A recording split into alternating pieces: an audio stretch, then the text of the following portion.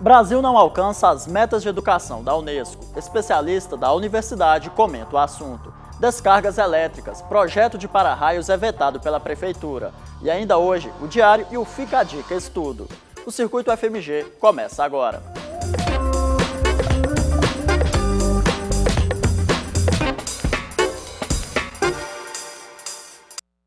Olá, seja bem-vindo. Ensino em Xeque. De acordo com a Organização das Nações Unidas para a Educação, a Ciência e a Cultura, a Unesco, o Brasil cumpriu apenas 2 das 6 metas estabelecidas no ano 2000 para o sistema educacional. O Instituto Nacional de Estudos e Pesquisas Educacionais Anísio Teixeira, o INEP, contestou o estudo. O Brasil atingiu a meta de universalizar a educação infantil e a meta de colocar meninos e meninas na escola independente do gênero. Acontece que essas são 2 de 6 metas propostas pela ONU. Para conversar sobre esse assunto, eu falo agora com o Tarcísio Mauro Vago, que ele é pró-reitor de assuntos estudantis. Então, Tarcísio, dessas 2 metas que foram cumpridas, é porque elas são mais fáceis? De modo algum.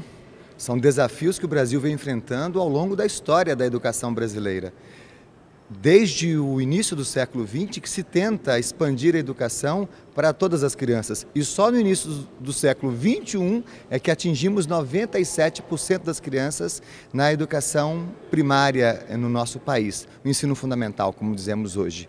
E ainda há 3% de crianças fora da escola. E essas crianças são indígenas, são crianças dos estratos mais pobres da população ou quilombolas e que temos dificuldade ainda de acessá-las e é preciso continuar para que atinjamos 100% das crianças nas escolas. Agora, das metas que não foram atingidas, aí a gente tem, da redução da taxa de analfabetismo, também melhorar, resumindo assim, melhorar a qualidade da educação, tanto para os jovens como também para as crianças. Acontece também que o INEP contestou também essas das metas que não foram atingidas. Eu queria saber a sua opinião, como que você vê essa questão dessas outras metas que não foram atingidas? O governo brasileiro, através do INEP, contestou esses dados. Primeiro dizendo que não havia, no ano de 2000, quando as metas foram pensadas, um quantitativo a ser atingido.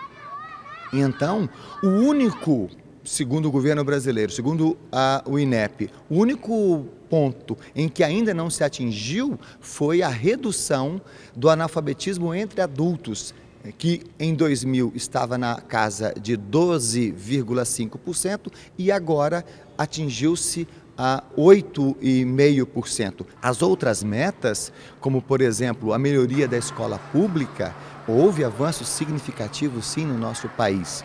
Evidentemente que o problema é tão complexo que é preciso um tempo ainda mais substantivo para que todos os problemas da educação sejam sanados. O que o Brasil precisa fazer, então, para poder melhorar a educação? Quais são os próximos passos, os desafios, então, que a gente ainda enfrenta? O primeiro desafio é o que abre todos os demais, estabelecer políticas públicas para a educação que a tomem como um direito de todos e de todas. Agora, nada disso adianta se o principal agente, se aquele e aquela que estão lá dentro da escola não forem valorizados. Eu estou falando dos professores e das professoras, esses heróis anônimos que não são reconhecidos muitas vezes nas políticas públicas e que recebem nada pelo tanto que fazem. O maior desafio que o país tem é o de respeitar os seus professores e as suas professoras para que eles possam ter condições de fazer aquilo que amam, que é educar as crianças e os adolescentes brasileiros. Tá ótimo, muito obrigado pela entrevista, Tarcísio.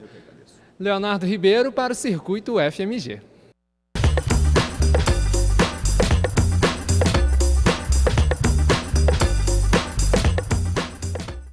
Diário FMG. Daniel de Matos traz agora as últimas notícias da universidade. Bem-vindo ao Circuito, Daniel. Como vai, Aloísio? Quem tem interesse em engenharia tem até amanhã para conferir os projetos realizados pelos alunos e empresas juniores aqui da UFMG. A Expo Engenharia tem o objetivo de promover a troca de experiências e conhecimento com a comunidade acadêmica. O evento ocorre na entrada do hall de entrada do bloco 3 da Escola de Engenharia, das 10 da manhã até às 7 da noite.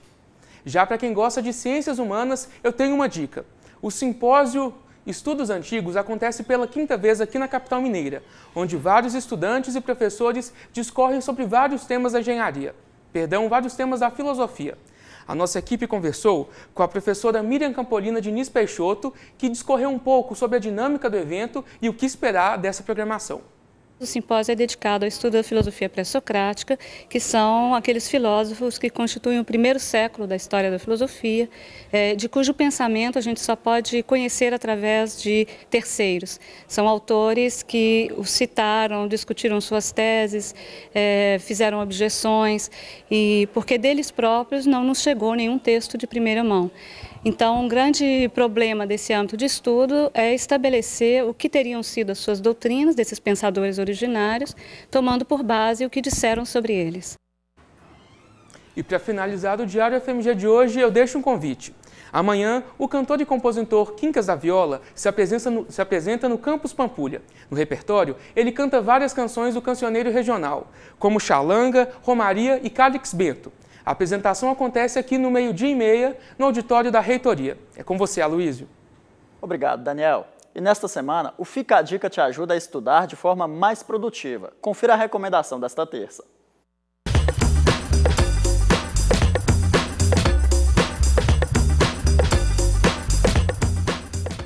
A dica de hoje para os nossos estudantes é planejar a sua rotina. Para você alcançar os seus objetivos, é importante diariamente você já saber o que vai executar. Então, por exemplo, horário de acordar e o horário de estudar devem ser planejados diariamente. Recomendamos que a melhor forma de alcançar um bom resultado, bom rendimento nos estudos é estudar os conteúdos que você viu em sala de aula no mesmo dia. Dessa forma, você terá o melhor rendimento na aula seguinte e você otimiza o seu tempo de estudo. Amanhã tem mais dica para estudar melhor. Não perca! Minas Gerais é um dos estados com maior incidência de raios em todo o país. De acordo com a Companhia Energética de Minas Gerais, a CEMIG, somente no último mês, 186 mil descargas foram registradas nos municípios mineiros. Apesar disso, a Prefeitura de Belo Horizonte vetou um projeto de lei que tornava obrigatória a instalação de para-raios em locais públicos e privados. O coordenador do Centro de Pesquisas em Raios da UFMG comenta o caso. O projeto de lei tem um lado positivo, que é justamente chamar a atenção para uma questão que é importante, que é o cuidado contra a descarga atmosférica numa região de tão alta incidência como Minas Gerais. Por outro lado, esse projeto ele tem algumas redundâncias, porque já existe uma lei federal, a NR 10, que faz, em termos de lei, a necessidade de recurso à norma brasileira que trata do assunto de proteção contra a descarga atmosférica. E nessa norma se identifica claramente as situações em que é necessária a implantação desse sistema e se especifica o dimensionamento desse sistema. Então, existe uma certa redundância. Então, há esses dois aspectos a serem levados em conta. Eu sei também que o projeto tem algumas coisas que não são muito adequadas. Por exemplo, parece que as instituições de beneficência estão isentas da aplicação do decreto. Ora, isso significa o quê? Que as pessoas naquela instituição podem ficar em maior risco do que nos demais locais? Então, há esses dois lados a serem considerados. Mas em caso de praças, locais públicos dessa forma, a falta de para-raio ele afeta a segurança das pessoas de alguma forma? Ou qual é a melhor forma, então, de instruir as pessoas para, enfim, se precaver dessa questão dos raios? No caso de instalações mais reduzidas, praças pequenas, o próprio projeto elétrico da praça já deve conter, em termos da norma que eu mencionei, a especificação do sistema de proteção.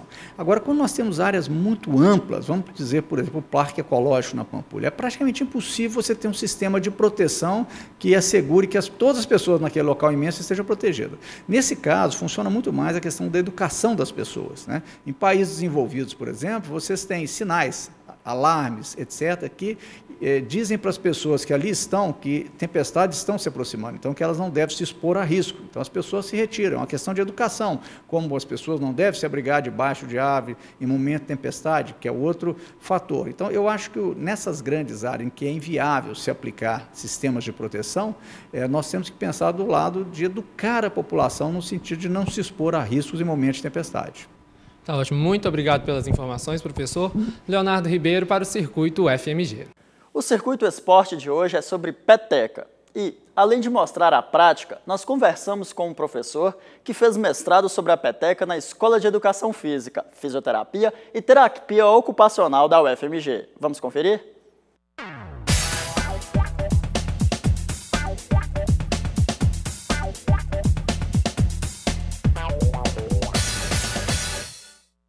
A peteca é uma prática realmente antiga. Acredita-se que já era jogada pelos índios antes mesmo dos portugueses chegarem no Brasil.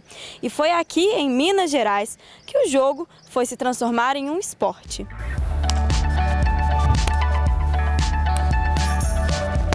E quem vai me ensinar a jogar peteca hoje é o Eustáquio Queiroz, presidente da Federação Mineira de Peteca. Eustáquio, conta pra gente, Minas é considerado berço da peteca como um esporte. Bom, na realidade a peteca ela é um esporte genuíno, né, mineiro, principalmente em Belo Horizonte. Há muitos anos atrás começou a se jogar peteca em Belo Horizonte e foi se expandindo aos poucos para o interior e outras partes do Brasil. Começamos com os campeonatos e a peteca foi crescendo e hoje está num patamar bem mais elevado. Os melhores jogadores do Brasil hoje se encontram em Belo Horizonte.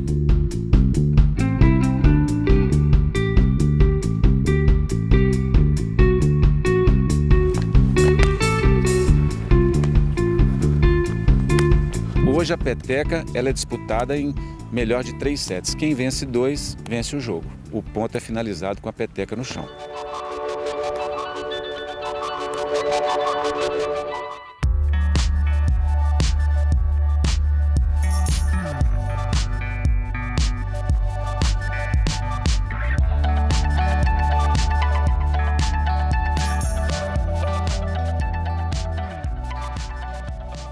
A peteca é um esporte que movimenta praticamente todos os músculos, né?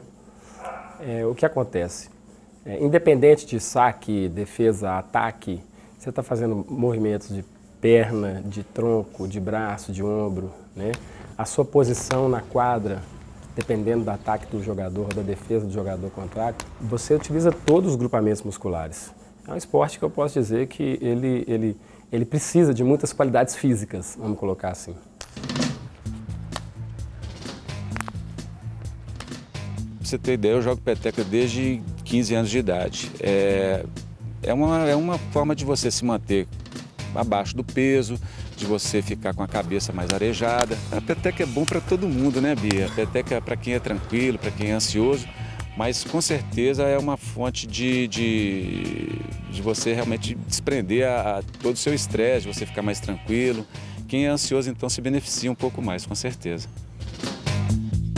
O professor de educação física ter curiosidade, ter a intenção de trabalhar com a peteca e proporcionar essa prática dentro da escola e estimular a prática da peteca, já que é uma prática cultural.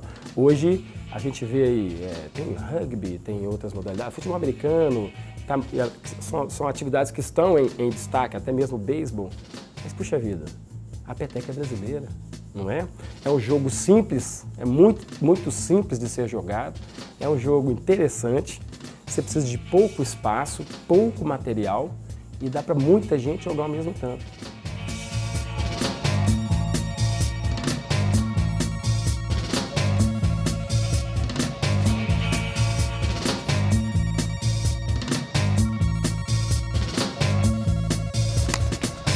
Muito bom! É uma boa dica de atividade física. O Circuito FMG termina agora. Obrigado pela companhia e até amanhã.